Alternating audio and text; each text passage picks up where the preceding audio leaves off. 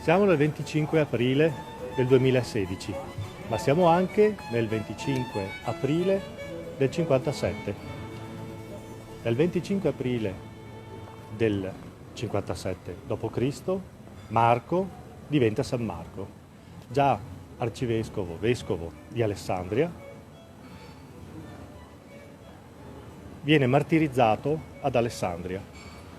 Lui nasce nel 20, quindi si può dire che è contemporaneo di Gesù. Aveva 10 anni circa quando Gesù a Gerusalemme, lui era di Gerusalemme, cominciava a fare i primi miracoli e probabilmente sentì parlare di Gesù.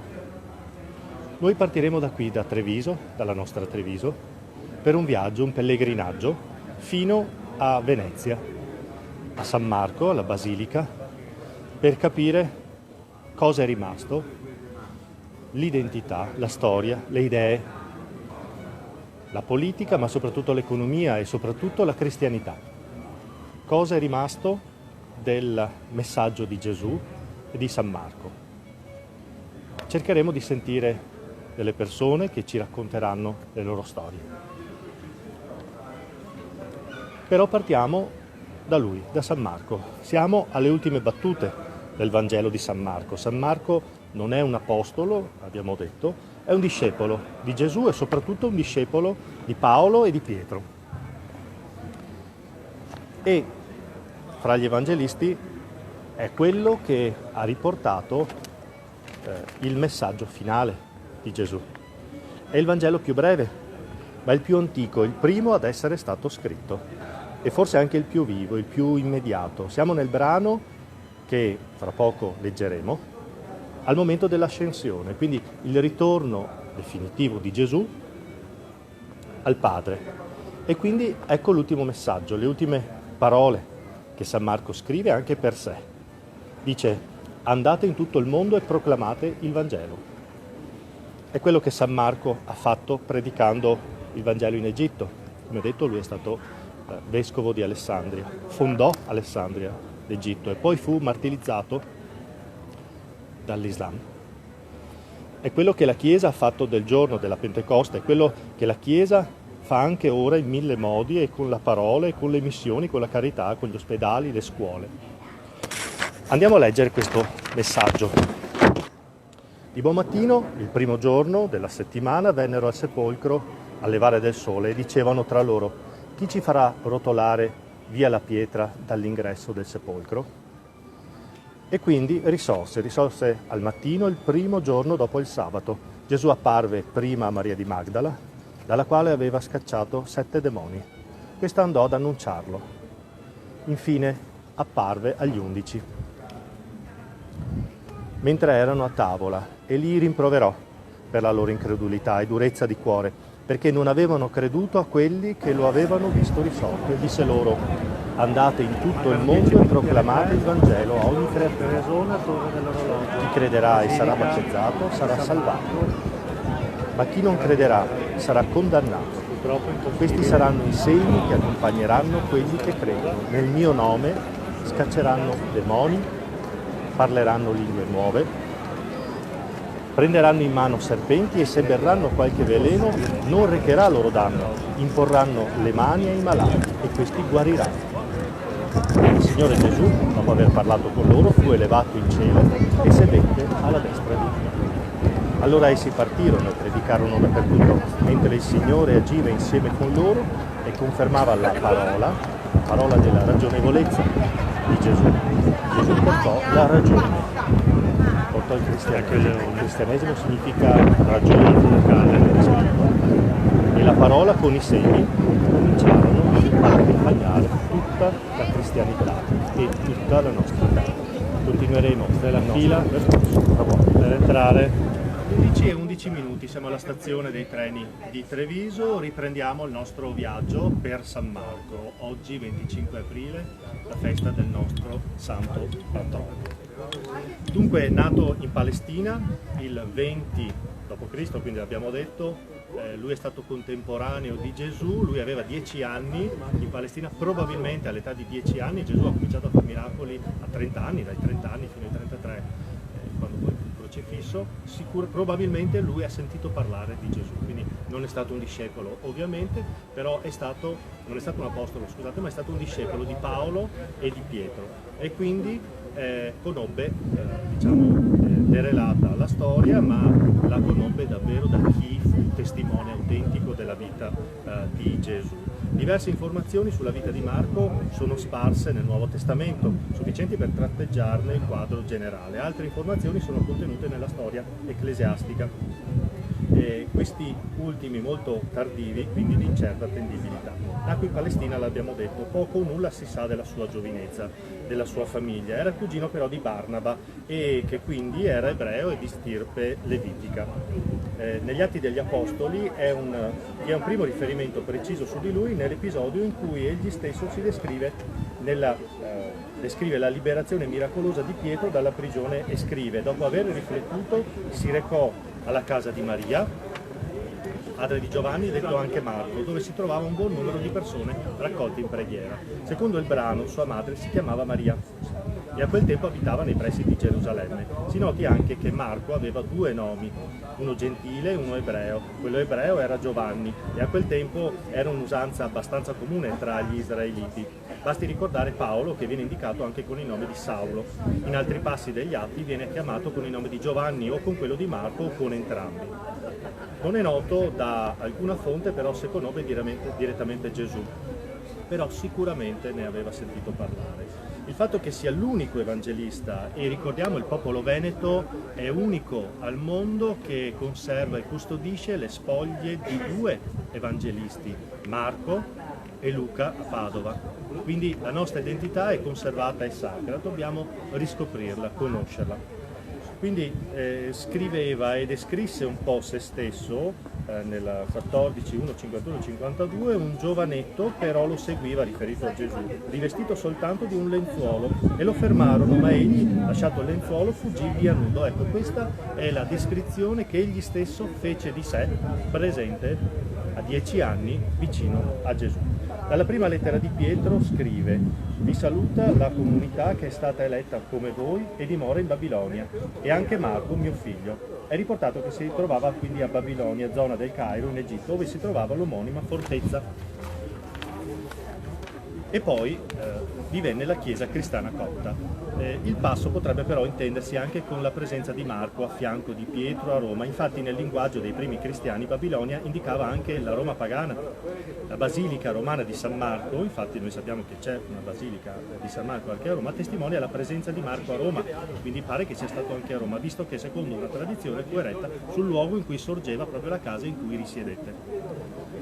Quindi essa si trova proprio di fronte al Campidoglio, nel centro dell'antica Roma, e non come l'abitazione di Paolo nel ghetto ebraico sulla sponda del Tevere. San Marco, trascinato nella sinagoga, opera di Giovanni Nicolò Mansueti, è una delle tante rappresentazioni, dei tanti quadri, dei tanti dipinti sulla storia di San Marco. E dobbiamo ricordare anche la vicissitudine della trafugazione delle sue spoglie. Furono trafugate con uno stratagemma da due mercanti veneziani nell'anno 828 e trasportate dopo, pensate, averle nascoste in un carro, in una cesta con ortaggi e di carne di maiale, perché sappiamo, tutti sanno, che la carne di maiale non può essere avvicinata, non può essere mangiata dai musulmani, e quindi era un sistema sicuro per nascondere qualcosa che si voleva nascondere, appunto, e proteggere. Dunque, pochi anni dopo venne dato inizio alla costruzione della basilica intitolata al Santo, che ancora oggi ospita le sue reliquie, dove andremo ora a Venezia. È stato però anche ipotizzato che i resti conservati nella basilica possano invece essere quelli di Alessandro Magno. Un frammento di esse è anche conservato nella chiesa di San Marco in città a Cortona in Toscana, che condivide con Venezia lo stemma comunale del leone alato e il patronato. 11 e 16 minuti, fra pochi minuti è in arrivo il treno che ci porterà a Venezia, dove troveremo altre persone che con noi continueranno questo viaggio. Il giorno meno 7. 11:53, torniamo in diretta streaming dalla stazione di Venezia Mestre, siamo partiti in questo momento. Eccoci giunti dunque a Venezia, alla stazione di Venezia che vedete alle mie spalle. Continuiamo nel nostro viaggio, il nostro pellegrinaggio per il nostro santo patrono. Siamo ora in compagnia con Savino, il quale ci spiega che la storia dei Veneti è una storia millenaria, più di 3000 anni. Ci vuole dire qualcosa? I Veneti, ci sono un sacco di Veneti in giro per il mondo, vedete qui da Papalagonia, che parte dalla Turchia, che è come tu dalla parte dei troiani. Sì. Il quale è l'ultimo che si scampa via, e che fanno a Padova, c'è Antenore, che fanno a Padova, scampa a Enea, e torna a Padova. Capito. Ci racconta un po' di storia di Venezia anche il signor Valentino. Beh, è una cosa un po' da presuntuosi, anche perché il tempo è limitato, ma lui ha espresso le sue opinioni riguardo alle origini quasi leggendarie, molto antiche. Comunque senz'altro ci sono delle cose inoppugnabili, perché ci sono reperti che testimoniano quello che ha detto lui. Io della Venezia attuale preferisco il periodo che è più noto, il periodo storico, a quello preistorico, prima di tutto perché il periodo storico è più comprovabile, secondo perché mi prende più la passione, mi prende più l'affettività di questo periodo, perché è stato un periodo veramente combattuto contro tutto e contro tutti, perché non è proprio vero, almeno non del tutto, che la laguna veneta è stata presidiata e occupata in seguito alle invasioni barbariche. La laguna veneta era abitatissima anche in periodo pre-romano e anche romano. Certo che dovevano accontentarsi di quello che la laguna poteva offrire, ma gestivano bene queste difficoltà. Il periodo storico al quale mi riferisco risale circa all'800 d.C., quindi siamo alla fine del basso medioevo e Ecco, abbiamo sentito questo che è effettivamente l'inno. Giusto, Partera Parmar San Marco. Ecco, San Marco Marco parlare di come è nato e qual è il senso. Qual è fa il riferimento senso? alla flotta? Certo, fa anche riferimento alla flotta, fa riferimento al periodo storico della vita della Serenissima Repubblica, in seguito al quale è stato deciso di estendere i domini della dominante non soltanto sul mare per garantire rotte commerciali sicure, garantire basi di appoggio sia militare che commerciale, ma allora si decise di presidiare anche vaste aree della terraferma. Allora il nostro leone di San Marco è sempre stato rappresentato con le zampe ben salde sulla terraferma e la coda immersa nell'acqua di mare che sfiora l'acqua. E questo indica che ormai la Serenissima aveva la certezza del dominio territoriale in terraferma e anche sui mari. Per terra, Parmar, San Marco. Ecco, torniamo in diretta streaming, siamo in compagnia con Franco Tonello, veneziano. Dal 1997 inizia l'impresa, la presa del campanile da parte dei Serenissimi. Ci vuole raccontare poi cosa è successo? Bene, allora dalla presa straordinaria che è stata fatta del campanile nel 1997, per quanto riguarda Venezia e molti veneti si sono sensibilizzati a questa cosa, e quando c'era non solo la ricorrenza del 97, ma anche per quanto riguardava San Marco e tante altre tradizionali date veneziane e venete, noi eravamo sempre in movimento con le nostre bandiere. I primi anni in sostanza siamo stati, direi, in qualche misura condizionati da questo nostro muoverci.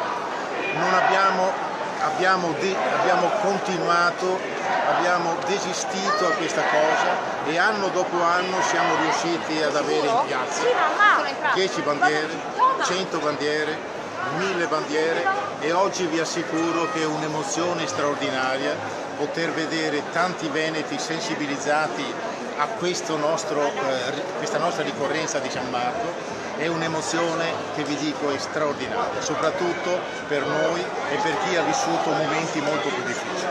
Da quest'anno parte questa nostra presenza in Piazza San Marco e mi auguro che effettivamente questa nostra presenza vada in maniera esponenziale, non solo per San Marco, ma per qualsiasi altra ricorrenza che ricorda la nostra gloriosa Repubblica.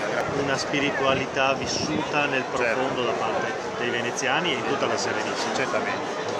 È una grossa occasione avere la possibilità di parlare della cristianità in Venezia. Un piccolo appunto, si crede che per quanto riguarda la chiesa di San Marco sia la chiesa patriarcale. Di fatto la chiesa patriarcale era San Pietro di Castello, quindi diciamo indico e invito qualcuno a vedere la nostra chiesa patriarcale che è indubbiamente tra le più belle chiese palladiane che abbiamo in Venezia. La cristianità in Venezia. Voi avete modo di vedere, no? Quando arrivate col treno, con la macchina, da lontano, vedere quanti campanili svettano sopra Venezia. Considerate la cristianità in Venezia cos'era, com'era seguita e per quanto riguarda il San Marco, il suo simbolo che è stato portato soprattutto per pace, perché è l'unica bandiera al mondo dove si scrive di pace. Pax tibi Marce Evangelista Meus è significativo. La Repubblica di Venezia, in nome di San Marco e in nome della cristianità, si è mossa nel mondo, ma non si è mossa nel mondo per assalire, si è mossa nel mondo per convincere e questo lo ha fatto per oltre 1100 anni. Quindi la cristianità in Venezia ancora c'è. Purtroppo quello che noi dobbiamo ottenere è far ritornare i nostri cristiani, i nostri concittadini in Venezia perché sono troppo pochi. Abbiamo delle aree in cui indubbiamente questa cosa viene ancora a essere ricordata. Siamo stati a San Nicolò dei Mendicoli 2 settimane fa, una splendida chiesa vicino a Piazzale Roma tra l'altro, nella quale abbiamo fatto la ricorrenza del Gastaldo, che era una specie di doge che si occupava di anime e di tutte le attività della sua zona. Quindi Venezia nella cristianità, nel nome di Cristo, nel nome di San Marco, è sempre stata presente, lo è e lo sarà certamente ancora. Lei ha accennato alla pace, la pace è un elemento importante perché è stato quell'elemento che ha permesso alla Repubblica Serenissima di dialogare con tutto il mondo, quindi intrattenere relazioni commerciali in assoluto rispetto della propria identità, della propria storia e di quella altrui. Se non avesse fondato sulla pace e sul rispetto degli altri non sarebbe stato quel grande popolo che siamo ancora oggi. Sottolineo che la pace nella Repubblica Veneziana e come la Repubblica Veneziana si muoveva nel mondo era un'offerta per quanto concerne la possibilità di altri popoli di mettersi insieme. Di fatto non ci sono state guerre dove Venezia ha assalito qualcuno. Solo con i turchi ha preso una posizione drastica, solo con i turchi in effetti è riuscita nel nome di San Marco e della cristianità a salvare certamente l'Europa, che stavano arrivando indubbiamente e sarebbero arrivati a Vienna e prendere l'Europa molto prima di quanto forse speriamo che adesso non succeda. Quindi, ripeto, Venezia si è mossa sempre per la pace, si è mossa sempre con il nome di San Marco, nel nome della cristianità e ha ottenuto questo immenso risultato di essere la Repubblica che ha vissuto di più al mondo e non a caso per questa ragione. I giovani sono chiamati a riscoprire la loro storia per gettare le basi per il futuro loro, dei loro figli e dei loro nipoti. Certo, io dico sempre a tutte le persone che incontro, anche ogni giorno, che se noi non conosciamo il nostro passato non possiamo conoscere il nostro futuro. e l'impegno che io propongo per tutte le persone che si sentono un po', come dire, perseguitate da uno Stato che comunque ci nasconde informazioni vitali sulla nostra vera identità, è quello di magari in qualche momento libero eccetera di andarsi a vedere qual è la vera nostra storia, non quella che è scritta nei nostri libri di scuola, che anch'io purtroppo ho studiato nella mia vita da studente, ma anche ovviamente in quei libri che possiamo trovare anche in biblioteche, anche in archivi di Stato eccetera, dove viene proprio scritta la verità e chiare lettere. E posso dire anche ai giovani come me e anche come tanti altri, insomma, di avere anche il coraggio, cioè non passare giornate intere, diciamo, a svagare a destra e a sinistra, ma cercare di pensare a quello che potrebbe essere il nostro futuro. Cioè, se noi non abbiamo una identità nostra, se noi non diventiamo indipendenti noi stessi, non possiamo avere una visione di quello che è il futuro. E quindi io posso dire che per fortuna che 2 o 3 anni fa io mi sono posto delle domande, che sono domande ovviamente molto importanti per una persona, perché bisogna ricordarci chi siamo, da dove veniamo, e per fortuna appunto io mi sono ricordato di queste cose qua e ho potuto riscoprire piano piano, perché ovviamente non è un percorso che si fa in modo celere, ma ci vuole ovviamente del tempo, ho potuto scoprire pian piano qual è la mia vera identità, e ogni giorno che passa sono sempre più orgoglioso di farne parte, di esserne parte. Eccoci con Lucio Chiavegato da Verona, l'importanza di vedere questa manifestazione che cresce ed è sentita sempre di più nell'anima dei veneti. Sì, è una manifestazione che è dovuta alla nostra storia, alla nostra storia millenaria. Siamo qua per ricordare San Marco, il nostro santo protettore, il santo della Serenissima, per ricordare la festa del Boccolo, per ricordare tutte quelle tradizioni che sono state annientate con l'occupazione dell'Italia e l'annessione del Veneto al territorio italiano. Quindi è giusto rifare, questa è una storia millenaria che dobbiamo ricordare. Ricordare, riscoprire l'identità per capire anche dove andare. Certo, sicuramente senza passato non si ha un futuro, e quindi queste non sono manifestazioni folcloristiche, sono manifestazioni storiche che sono dovute al nostro popolo con la sua storia. E che ci aiutano a capire anche quelli che sono le indicazioni, il nostro orizzonte nei rapporti internazionali, nell'economia. Assolutamente. Ecco, sull'economia cosa possiamo dire? L'economia possiamo dire tutto fuorché quello che sentiamo in TV. L'economia è in crisi, siamo in caduta libera, e l'unica maniera per salvare quello che abbiamo costruito con generazioni di veneti che hanno sempre lavorato è puntare dritti all'indipendenza senza passare da autonomie o federalismi speciali che ci vengono raccontati dai politicanti di turno. Lottare per l'indipendenza democraticamente, pacificamente è possibile, e noi lo faremo. 4:53, torniamo in diretta streaming su Facebook, sempre da Piazza San Marco. Massimiliano Vidori, una grande soddisfazione vedere questa piazza sempre più vissuta, con sempre più presenza di veneti e di gonfaloni. Sì, devo dire che quest'anno si è veramente visto concretizzato un grande lavoro che tutte le associazioni e i movimenti che si interessano di Veneto stanno facendo sul territorio. Un sacco di serate informative, un sacco di serate su base storica, un sacco di serate su base anche di attualità, però calata sulla realtà del Veneto. Bene, questo lavoro di sensibilizzazione che è stato in qualche modo programmato, in qualche modo voluto da chi si occupa di Veneto, quest'anno si è concretizzato in questa riunione fantastica in piazza San Marco. Un sacco di bandiere di San Marco, rosse e blu, il coro della Fenice, un palco, insomma quello che è iniziata 4 anni fa come una manifestazione di pochi matti, se possiamo così in maniera colorata definirli. C'erano una 50ina di persone, quest'anno ce ne sono varie migliaia, e soprattutto la cosa è organizzata e molto, molto sentita, molto identitaria. È quella base di consapevolezza sulla quale sicuramente si può costruire un futuro diverso per tutto il nostro territorio veneto. Quindi una grande azione culturale. Sì, diciamo che ormai da un paio d'anni chi si occupa di Veneto, e mi mantengo sul generale perché oggi non è certamente la giornata di parlare di politica o chissà di che cosa, chi si occupa di Veneto e ha a cuore il territorio veneto. Io vengo da Belluno e devo dire che vedo in questa prospettiva di Veneto l'unico vero futuro plausibile per il mio territorio così difficile. Le montagne, le Dolomiti sono un territorio veramente difficile che sta pagando carissimo in questo momento. Bene, questo programma che ci siamo dati un po' tutte in sintonia, tutte le associazioni che si occupano di Veneto, ripeto, di entrare sulle problematiche della gente e le problematiche quotidiane e nel contempo dare una consapevolezza di quello che è stato il nostro passato, non tanto perché siamo nostalgici, ma perché bisogna essere consapevoli di quello che siamo stati.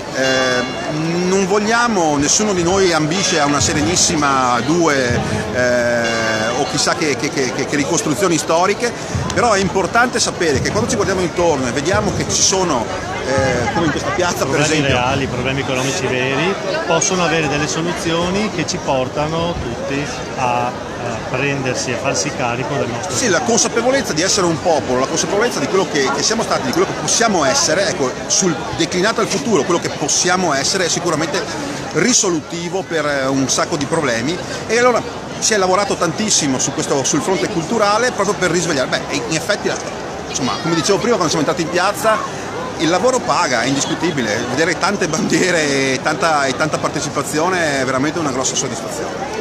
Ecco, siamo in compagnia del dottor Alessandro Micellin che ci parla della lingua veneta.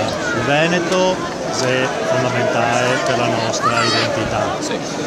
Allora come ora? Il veneto è anzitutto considerato lingua dall'UNESCO, è considerato lingua da molte associazioni che curano le lingue a livello internazionale, per esempio anche l'Ethnologue che cura le traduzioni della Bibbia addirittura in lingua veneta. E il codice internazionale, perché c'è un codice, l'UNESCO ha dato un codice internazionale ISO alla lingua veneta che è VEC, V-E-C, e questo rappresenta la lingua veneta che è parlata in 5 stati del mondo, è parlata sì nel nord-est Italia, è parlata anche in Istria, quindi a nord verso la Slovenia, Tirano, Capodistria, e poi anche nel resto appunto dell'Istria in Croazia.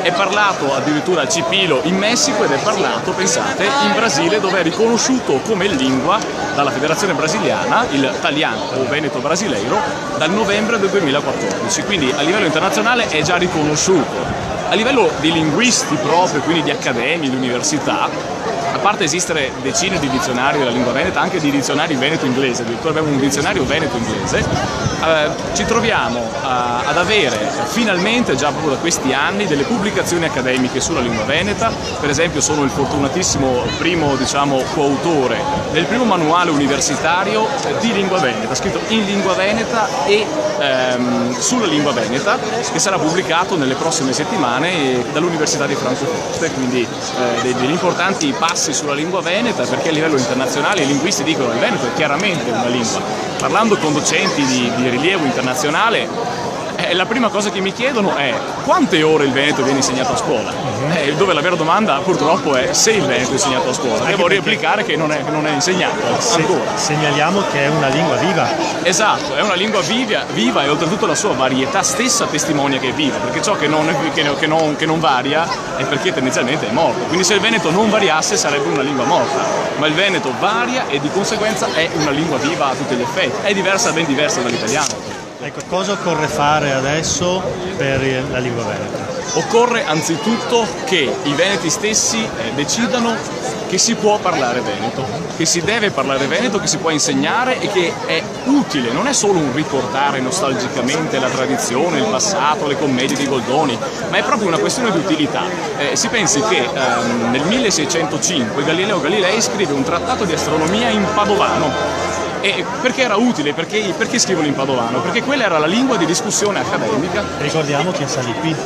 Sì, per guardare la esattamente. Ricordiamo che a Venezia poté brevettare il suo cannocchiale e poi poté fare la specola all'Università di Padova, poté fare la specola, cioè costruire il primo osservatorio astronomico di rilievo universitario. Quindi dei primati assoluti, anche gli stranieri imparano il veneto, anche pensate Francesco Giuseppe sapeva il veneto. Ecco, e gli stranieri adesso si meravigliano del fatto che noi utilizziamo una lingua che però non viene insegnata a scuola. Esatto, si meravigliano del fatto che sia ancora così utilizzata. Gli ultimi dati che abbiamo sono i dati Istat del 2007 che dicono che la lingua veneta viene parlata da oltre il 70% della popolazione residente nella regione Veneto. È una cosa incredibile, essendo è un miracolo. Vuol dire che la lingua veneta ha le radici così profonde che, nonostante i tentativi, diciamo purtroppo, a livello istituzionale di sminuirla, di svilirla, di cancellarla, di escluderla dal circuito del potere, che invece è sempre stato il suo primario elemento, per esempio con ci sono i trattati internazionali già dal 200 scritti in veneziano in particolare. Quindi abbiamo veramente poesia, la commedia, abbiamo autori stranieri che conoscono il veneto. Abbiamo addirittura gli unici esempi di letterate donne. Ecco, abbiamo per esempio la prima donna laureata al mondo, che è Elena Lucrezia Cornaro Piscopia, laureata in teologia a Padova nel 1678. Ecco, quindi dobbiamo insegnare questa lingua ai nostri figli per consentire a loro di continuare a dare anche significato, parole ad oggetti che diversamente non avrebbero. Abbiamo una lingua, come dicono i tedeschi, è una Weltanschauung, cioè una visione del mondo. Quando noi abbiamo una visione del mondo veneta che è fatta di varietà, anche l'urbanistica veneta, anche il sistema economico, sociale veneto è un tessuto orizzontale. Il Veneto non è fatto a ruota come l'impero romano, dove tutte le strade portano a Roma, o come la Francia, dove tutte le strade portano a Parigi. No, il Veneto è fatto di diverse città e tutte sullo stesso piano anche per diversi motivi, e oggi non possiamo dire che ogni città del Veneto, ogni capoluogo del Veneto è capitale del Veneto. Siamo in compagnia di Michele Favero, siamo sempre qui in piazza San Marco, festeggiamo il nostro santo patrono, responsabile del marketing di un'azienda, di una piccola impresa di Cittadella. L'importante è l'economia, l'importante è quello che si può definire il made in Veneto, il modo di realizzare, il modo di lavorare e il modo di produrre Veneto. Assolutamente sì, questa è una priorità, è una caratteristica del Veneto che purtroppo molti industriali stanno perdendo perché sfruttano solamente un discorso di costi e allora delocalizzano fuori, rischiando però di perdere il know-how che noi in tanti anni abbiamo costruito. Se guardiamo ad esempio anche per quanto riguarda la Riviera del Brenta, un grande marchio a livello mondiale è venuto ad investire qui, non faccio un nome per ovvie ragioni, ma è venuto a investire qui perché c'è una qualità che non si riscontra in nessun posto al mondo e noi invece questo non riusciamo ancora a percepirlo. Grave, gravissimo. Soprattutto è grave questa lotta che fa la politica verso la piccola impresa, perché è la piccola impresa che ha contribuito a creare e a fare grandi il Veneto e noi la stiamo smantellando giorno dopo giorno. Ecco, ricordiamo che molte aziende venete rimangono in piedi anche e soprattutto perché lavorano con l'estero, quindi l'estero ci riconosce questa capacità, la qualità della nostra economia, la qualità dei prodotti e del nostro modo di lavorare. Assolutamente sì, perché l'impresa non si fa da oggi a domani, ci sono anni e anni dietro a una storia di impresa, dietro ai grandi capitani di industria e anche ai piccoli artigiani che hanno contribuito a fare grandi il nostro Veneto. E noi forse la nostra politica, anzi questo non l'ha ancora capito e ce ne accorgeremo purtroppo tardi quando perderemo il know-how e la capacità di fare impresa che da sempre hanno avuto i veneti. Faccio un piccolo esempio, anche se per molti magari è banale. Il famoso treno Orient Express non è andato in Cina o in Corea a far fare le poltrone e i sedili, è andato qui a Cittadella da una grande azienda che lavora in modo artigianale ma con una grandissima qualità. Perché è andata a Cittadella? Perché solamente qui ha riscontrato una qualità che naturalmente permetteva a questa azienda di ottenere il massimo per quanto riguarda questo particolare tipo di produzione. O facciamo altri esempi, l'esempio del mobile, dell'arredamento, le finiture che raggiungiamo qui non si vedono in altri posti, ma non lo dico solamente perché a tutti i costi devo parlare bene del Veneto, ma perché dietro ci sono anni e anni di storia, di capacità di lavorare ed è il lavoro, anche il lavoro manuale, che un po' alla volta è stato dimenticato come se fosse una cosa che appartiene al passato. Adesso si parla solamente di high technology, si parla solamente di servizi del web e di altro, ma stiamo perdendo la nostra capacità. Attenzione, e lo dico a tanti imprenditori, quando si va in Cina e stiamo parlando di un mercato che ha più di 1 miliardo di potenziali clienti, ricordiamoci bene che il 5% dei cinesi sono milionari e non vogliono dei prodotti che trovano ovunque, non vogliono dei prodotti standardizzati o fatti dalle multinazionali, vogliono dei prodotti veneti, made in Veneto soprattutto, perché sanno che la qualità che c'è qui non si trova dappertutto e sanno che possono avere un prodotto che non è disponibile alla massa, ma è un prodotto d'élite. Allora è questa la domanda che deve incontrare il Veneto, non la piccola cosa, non perdersi a fare delle cose banali o che riescono a produrre anche i cinesi, con tutto rispetto per la Cina, ma noi dobbiamo puntare all'altissima qualità che abbiamo qui da noi. Da poco ho visto anche che le vetrerie di Murano stanno perdendo manodopera qualificata, perché non viene fatto nulla per l'impresa, anche a livello politico, nessun sostegno alla piccola impresa e noi dobbiamo incontrare invece una domanda che è una domanda che vuole dei prodotti particolari che siamo in grado di fare solamente noi ed è questo che ancora non viene capito, ma è una cosa che veramente è impensabile a livello politico che non si cerchi di tutelare la nostra impresa. Facciamo attenzione perché una volta che è chiusa un'azienda, e ricordo che dal 2008 al 2013 hanno chiuso 24.000 aziende in Veneto, non è che poi l'impresa rinasce domani mattina, non è che la ricchezza viene fatta dallo Stato, la ricchezza viene prodotta solamente dall'imprenditore e allora sfruttiamola questa manodopera qualificata, questa capacità che hanno solamente i veneti e buona parte comunque anche dell'Italia di essere duttili, di essere flessibili e di cercare sempre delle novità. Ma anche la nostra manualità, la capacità di fare, ripeto, non è fatta da oggi a domani.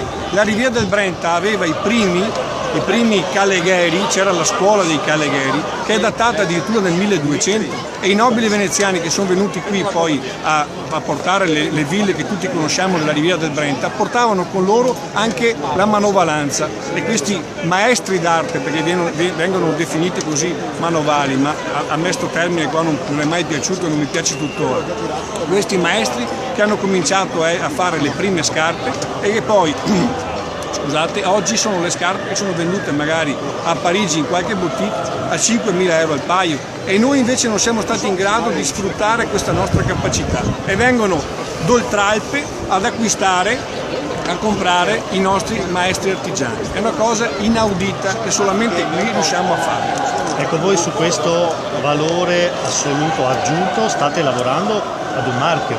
Beh, c'è un nostro collega che si occupa prettamente di questo e credo, adesso non vorrei dire delle cose diciamo non corrette, si chiami qualità verificata, e cioè si cerca di dare un made in Veneto e Venezia sicuramente non ha niente di meno di un made in Italy, perché probabilmente è più conosciuta Venezia dell'Italia nel mondo. Allora cerchiamo di sfruttare anche questo nostro marketing, questo nostro brand che abbiamo, anche perché da tutto il mondo è riconosciuta la nostra capacità di costruire e di fare. Quindi avremo un marchio Made in Veneto a breve. Io spero, ma questo naturalmente è un compito istituzionale che non spetta a me, che non spetta ai nostri militanti, ma spetta soprattutto a livello regionale, fare qualcosa che dia la capacità anche ai veneti di avere un brand conosciuto in tutto il mondo.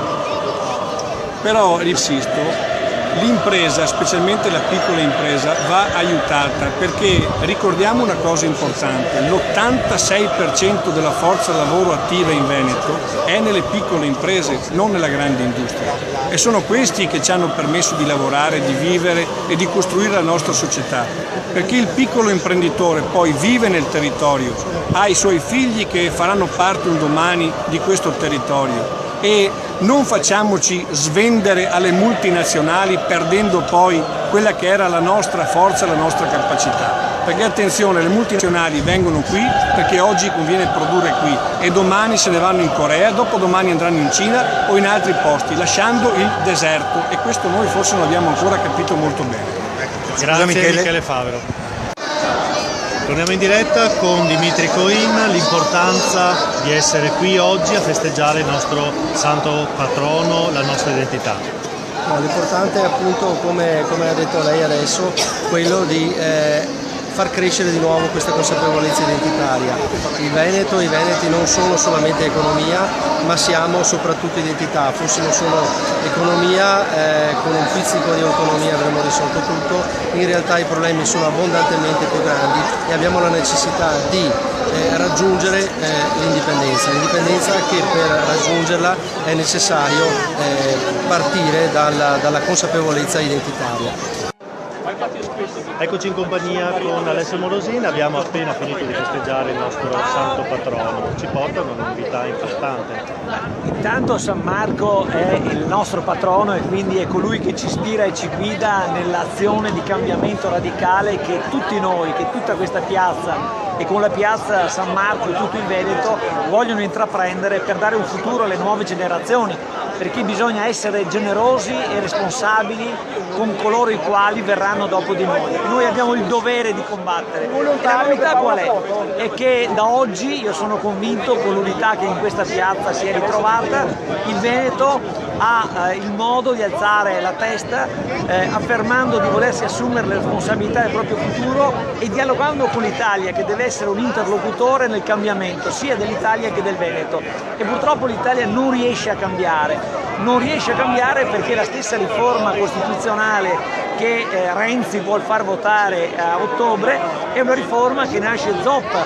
Se è vero, come diciamo noi, come io in particolare mi sono speso in queste settimane, appena dopo approvata, che ben 56 costituzionalisti osservano che questa realtà della modifica costituzionale è una realtà che creerà maggiori problemi, maggior conflittualità, maggiori costi, non semplificazione ma una complicazione burocratica della vita nostra, delle istituzioni, del Veneto, delle nostre comunità, municipalità e quindi del popolo e di chi paga le tasse. Perché ricordiamo sottrarrà potere sottrarrà, dicono i costituzionalisti, di fatto viene azzerata, non sono io che lo dico, Alessio Morosini, ma 56 costituzionalisti hanno votato e firmato un documento col quale dicono che viene di fatto azzerata la competenza legislativa delle regioni, cioè significa che da oltre 30 materie di competenza importante per il Veneto ci troveremo con meno di 5 materie di competenza della regione, quindi voi capite quanto una provincia marginale dell'impero, questo è un guaio, quando invece il Veneto è stata una repubblica indipendente e sovrana con pieno titolo appunto che la storia ha riconosciuto essere fondato sul consenso e anche sulla buona gestione della cosa pubblica. Quindi un'azione straordinaria è quella che possiamo e dobbiamo intraprendere, non contro qualcuno. Il Veneto non è contro nessuno, io dico sempre, stupendo a volte i miei ascoltatori, che amo l'Italia ma non mi appartiene perché non mi rappresenta più, non è quello che io voglio, quello che noi abbiamo il diritto di meritarci perché lavoriamo e paghiamo le tasse. Quindi da oggi, da questa piazza di Venezia, piazza San Marco, noi diciamo all'Italia: con le tue riforme non vai da nessuna parte, creerai a noi veneti ulteriori problemi, creerai a tutta la gente che lavora, che crede nella democrazia, un ulteriore ostacolo, perché anche la democrazia viene ridotta nella sua espressione. Pensiamo alla riforma costituzionale che toccherà perfino il quorum e il numero delle firme per votare un referendum abrogativo da 50.000 si dovrebbe passare a 150.000 o quelli propositivi addirittura a 800.000, la riduzione, come dicevamo prima, delle competenze legislative delle regioni, un fallimento dopo l'altro. Non possiamo aspettare né ottobre né i mesi che verranno, dobbiamo muoverci tutti con la gioia che la festa di San Marco ci ha oggi consentito di vivere tutti insieme, perché il cambiamento non viene dall'odio, il cambiamento viene dall'idea, da un qualcosa di grande, da una progettualità che nessuno finora ha ritenuto praticabile, che è quella dell'autodeterminazione. Da San Marco partiamo per conquistare tutto il Veneto con uno spirito di libertà, con un'idea di proposito costruttivo, perché l'Italia ormai sta finendo la sua storia come Titanic, affondando nelle peggiori soluzioni e avvitandosi su se stessa.